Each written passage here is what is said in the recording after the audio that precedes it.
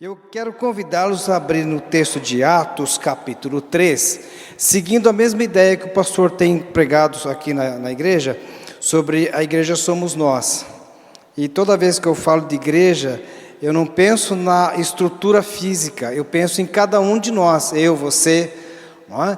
Esse texto Deus tem falado muito comigo, e quando o pastor me deu essa responsabilidade, logo me veio esse texto. Atos capítulo 3, de 1 até 10. A história de Pedro, né?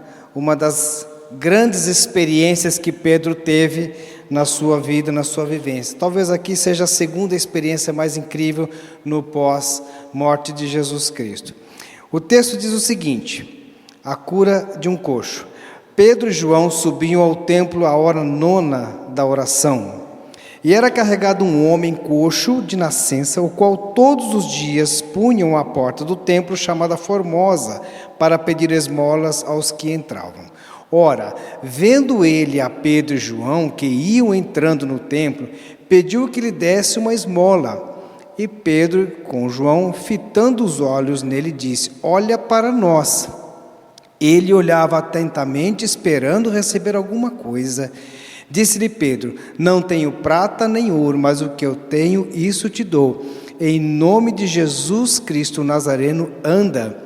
Nisso, tomando-o pela mão direita, o levantou imediatamente, os seus pés e artelhos se firmaram. E, dando ele um salto, pôs-se em pé, começou a andar e entrou com eles no templo, andando, saltando e louvando a Deus. E todo o povo, ao vê-lo andar, louvava a Deus e reconhecia-o como o mesmo que estivera sentado a pedir esmola à porta formosa do templo. E todos ficaram cheios de pasmo e assombro. É uma passagem muito bacana, muito bonita, com um homem que nós sempre olhamos com uma certa admiração. Mas quem foi Pedro? Bom, aqui eu tenho um homem que tem um princípio de ir à igreja para adorar, um homem com autoridade e um homem que tinha o que oferecer. A vida de Pedro falava a quem ele servia. Mas vamos pensar um pouquinho quem foi Pedro, né? Pedro, o nosso querido Simão, Simão, quando ele teve a sua primeira experiência com Jesus, eu até separei o texto aqui, não vou falar sobre isso, que foi a questão da pesca maravilhosa. Até então era Simão, e ele tem uma primeira experiência com Jesus, uma experiência fantástica, extraordinária, mas esse Simão se torna Pedro, agora pescadores de homens, mas é um homem fora da casinha, uma personagem excêntrica. Pedro dava os seus furos de vez em quando, dava as suas gafes de vez em quando. Pedro falava na hora errada. Pedro tomava frente à liderança de todos. E é interessante que quando aqui em Mateus, no capítulo 14, Jesus está caminhando sobre as águas, então quem se levanta como voluntário? Pedro. Então vai Pedro e fala: se és tu, Jesus, manda ir ter contigo. E Jesus fala: então vem. E Pedro começa a andar sobre as águas, só que de repente Pedro começa a afundar. Quem é esse Pedro? Esse Simão que após a pesca fracassada, volta, lava as redes e quer desistir. Quem é esse Pedro?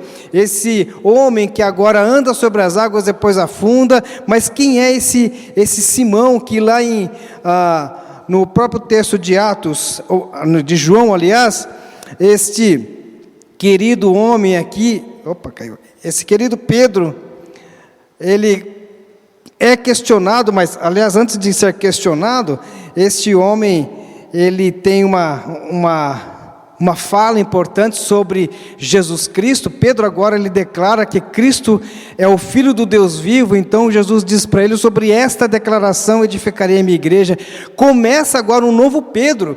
Pedro passa por transformações, por etapas na sua vida, por degraus que ele começa a subir na sua vida cristã, para chegar ao resultado de encontrar um coxo na porta da igreja. Eu tento me identificar, eu penso que você poderia tentar se identificar como Pedro, que Pedro não nasceu simplesmente já um homem amadurecido. Pedro foi formado por Jesus Cristo, foi discípulo de Jesus. Ele nega Jesus. Ele comete erros absurdos. E aí chega um momento em que em Atos, em João, quando Jesus tem um diálogo com Pedro, né? Deixa eu pegar aqui o texto que é mais fácil. Aquele episódio que talvez nenhum de nós gostaríamos de viver, quando Jesus pergunta para ele: Simão, filho de Jonas, amas-me? Ele respondeu: sim, Senhor, tu sabes que eu te amo. Apacenta as minhas ovelhas. Aí Jesus torna a perguntar: Simão, amas-me? Entristeceu-se, porque na verdade tinha perguntado todas essas vezes. Todas as vezes que Jesus pergunta para ele se ele ama, ele responde a palavra que ama. Jesus pergunta com a palavra ágape e ele responde com a palavra gosto.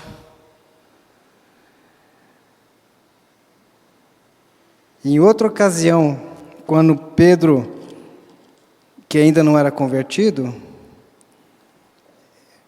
entra na frente de Jesus, fala que nada de ruim vai acontecer com Jesus, e Jesus fala: Pedro, Satanás está se andando no teu coração, mas quando te converteres, fortalece os teus irmãos.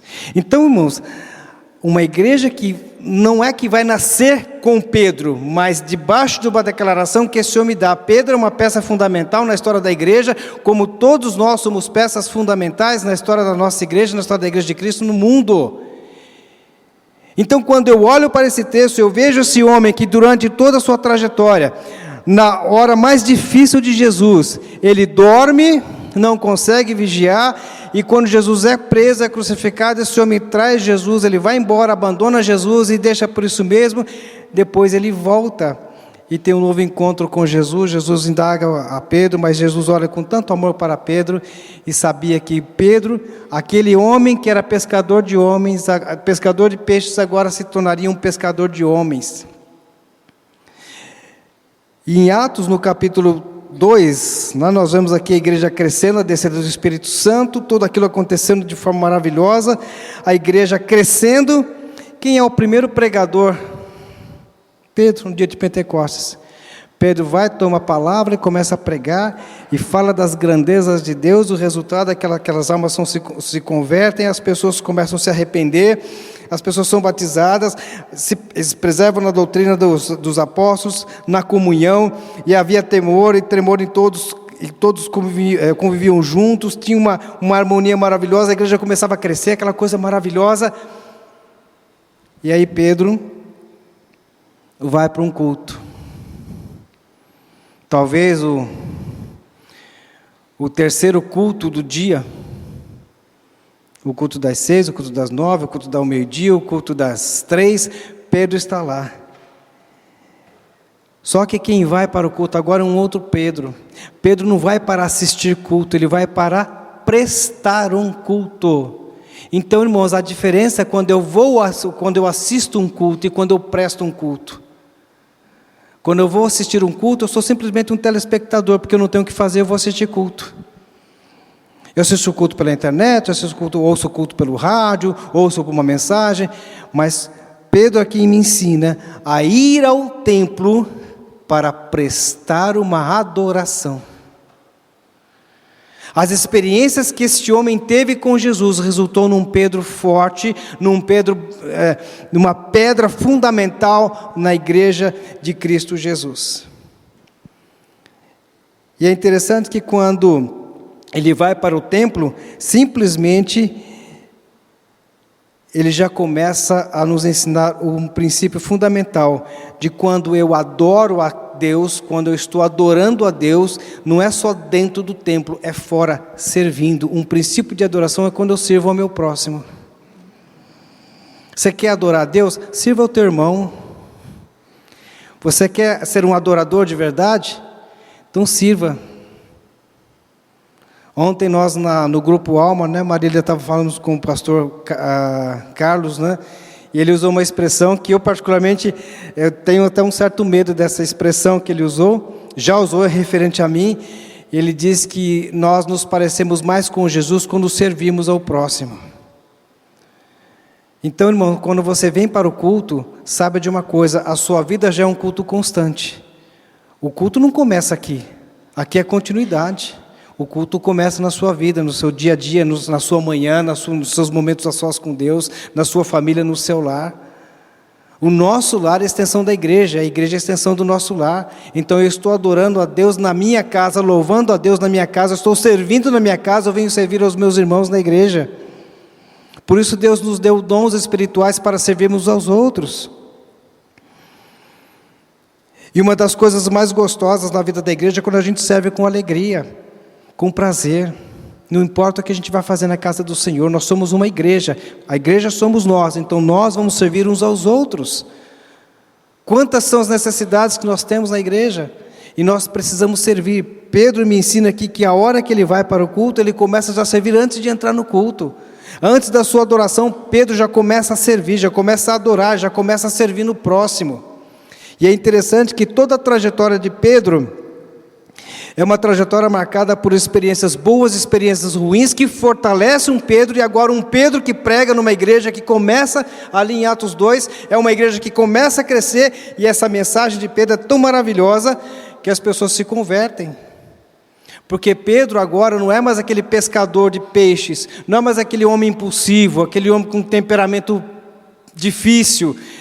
Pedro agora é um homem transformado. É um homem que passa por aquelas experiências com Cristo, até o ponto de chegar de negar a Cristo. Quando ele fala, não, eu nunca vou te negar. Jesus bate a mão no ombro e fala, amigo, antes do cano cantar, você vai me negar 3 vezes. Jesus não desistiu de Pedro, porque sabia qual era o propósito que Deus tinha para a vida dele.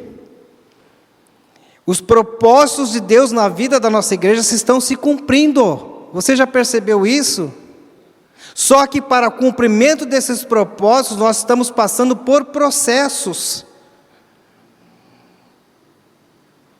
Nós vivemos processos, momentos difíceis na nossa igreja antes da chegada do pastor Ricardo. Todos nós sabemos disso. O irmão Reinaldo, que acompanhou mais de perto como vice-presidente da igreja, nós tivemos momentos difíceis na vida da igreja, momentos que a igreja caminhou, mas momentos que a igreja decaiu. Mas estamos aqui hoje, irmãos, pela glória de Deus. Deus nos manda um pastor segundo o coração dele. E agora nós estamos caminhando, as coisas estão acontecendo, e talvez alguns precisam despertar para aquilo que Deus já está fazendo na vida da igreja. Não que Deus vai fazer, não, Deus já está fazendo na vida da nossa igreja. Por isso a igreja somos nós. Pedro, com toda a sua experiência, ele vai para o culto, ele vai para adorar, começa a adorar antes de entrar no culto, porque Pedro tinha autoridade espiritual, e a autoridade espiritual não é no berro, não é no grito. A autoridade espiritual é no nome de Jesus. Então tudo que você for fazer, faça em nome de Jesus. Tudo que você for realizar dentro da igreja, fora da igreja, para servir ao outro, faça como se estivesse fazendo para o Senhor. Esse é o princípio, irmãos. Porque nós, como igreja, nós podemos servir uns aos outros e teremos autoridade na terra. Eu lamento muito que parece que a igreja, sim, a instituição chamada igreja religiosa tem perdido a sua autoridade, porque parece que a instituição religiosa, ela se desvirtuou de algumas coisas da palavra de Deus e se misturou com as coisas do mundo. Irmãos, nós não podemos fazer isso. Nós temos que fechar as portas para o pecado, abrir para o pecador, mas fechar as portas para o pecado. A igreja não pode se envolver com as coisas do mundo, porque nós não podemos perder a nossa autoridade que Cristo colocou sobre nós. A autoridade da igreja no mundo muda situações, muda governo. Billy Graham foi o único pastor que teve acesso à Casa Branca. Aquele homem se ajoelhava e orava com o presidente americano. Nós, enquanto igreja, não temos a noção do que onde Deus vai nos levar. Você, como igreja, não tem noção do que Deus pode fazer com a sua vida. Você só tem que estar disponível para que Deus use a sua vida, onde quer que seja. Então, Pedro entra e fala com autoridade, porque apesar de tudo que Pedro passou, ele tinha o que oferecer para aquele homem. Ele não deu esmola, ele não cuidou da questão social da igreja. Não é que nós não precisamos cuidar, vamos cuidar sim, mas há um princípio fundamental. A autoridade da igreja é quando a igreja tem o que oferecer. E o que a igreja oferece? A palavra de Deus. Nós temos que pregar em tempo e fora de tempo. Então, quando eu saio daqui no domingo à noite, quando eu saio daqui hoje à noite, quando eu sair daqui hoje à noite, a palavra tem que continuar ecoando na minha vida e refletindo na vida dos outros. É essa que é a verdade. Porque eu sou igreja. Imagine se Pedro e João desviassem o olhar e falaram, não, vamos entrar pela porta do fundo, vamos dar a volta aqui. Eles não fizeram isso. Eles viram uma realidade, eles foram até aquela realidade, eles olharam para aquele homem e falaram, olha para nós, olha a autoridade desses homens. Nós precisamos dessa autoridade, recuperar a nossa autoridade, ou até melhor, não vamos nem perder a nossa autoridade. A sociedade tem que olhar para a nossa igreja e tem que nos respeitar. Essa é a verdade. As pessoas têm que olhar para a minha vida e para a sua vida e têm que respeitar, porque eu e você carregamos a marca de Cristo, o sangue de Jesus está sobre as nossas vidas. Pedro chega com autoridade e fala, eu não tenho prata, não tenho ouro, o que eu tenho eu te dou, levanta em nome de Jesus. Essa é a mensagem que ele coloca, porque a mensagem que Pedro pronuncia na porta da igreja, é a mensagem que estava no coração dele, e essa é a mensagem que nós temos que ecoar no mundo. Eu fico feliz quando o sábado vai abrir aqui para comunidades, vão vir para aqui, eu fico feliz quando a polícia militar vem para cá, coisa maravilhosa, irmãos. Outras portas estão se abrindo na vida da nossa igreja, Deus está abrindo portas para a nossa igreja, para a igreja continuar a crescer, porque a igreja já cresceu, e vai crescer muito mais. Pode escrever isso, e pode esperar, e pode se preparar, irmão. Porque quem está vindo lá de fora, quer encontrar gente aqui diferente. Gente de oração, gente de fé, gente de joelho em terra. É isso que Deus está preparando na nossa vida. O nosso descanso não é nesse mundo não, nós vamos trabalhar até o dia que a gente partir. E vamos continuar trabalhando, porque nós temos o que oferecer para essas pessoas. Os departamentos da igreja oferecem. Nós temos o Vargem que está lá, está oferecendo para aquela cidade, graças a Deus. E isso é a igreja, primeira igreja batista do Brás. Nós somos a igreja batista do Brás. Onde quer que a gente ponha os pés, nós estamos levando o nome de Jesus Cristo. Então as pessoas têm que olhar para nós e saber que vão receber alguma coisa importante, que é o nome de Jesus Cristo. O social vem depois, mas vão ouvir a palavra do Senhor. Então eu e você somos a igreja. A igreja que não para, a igreja que não tira férias, a igreja que não descansa. Então vamos seguir o exemplo de Pedro. Todas as experiências que Pedro passou foram boas, até as experiências ruins. Tem hora que a gente vai afundar, mas Jesus vai nos levantar. Tem hora que a gente vai falar uma bobagem, mas Jesus vai falar, não é bem por aí. Tem hora que a gente vai negar, Jesus vai nos abraçar. Porque Deus está formando uma primeira igreja batista do Brás diferente do que era há 30, 40, 50 anos atrás. Está renovando a nossa igreja. E a nossa responsabilidade é continuar sendo a igreja que Deus quer que nós sejamos. Igreja com adoração, com autoridade, e uma igreja que tem o que oferecer. Porque quem entrar por aquela porta não vai sair mais daqui. E a nossa vida tem que ser reflexo. Fica o desafio para nós essa noite. Seja reflexo, irmão. Irmã, seja reflexo de Jesus Cristo. Deixe que as pessoas vejam Jesus em você. E como disse um sábio, né? Pregue o evangelho, se possível use palavras. Que Deus nos abençoe. Bom? Fica o desafio. Vamos orar? Pai, nós queremos te agradecer. Queremos te louvar. Porque o Senhor nos trouxe aqui para te adorar. Queremos te agradecer pela tua palavra no nosso coração, porque nós estamos no Senhor e somos novas criaturas.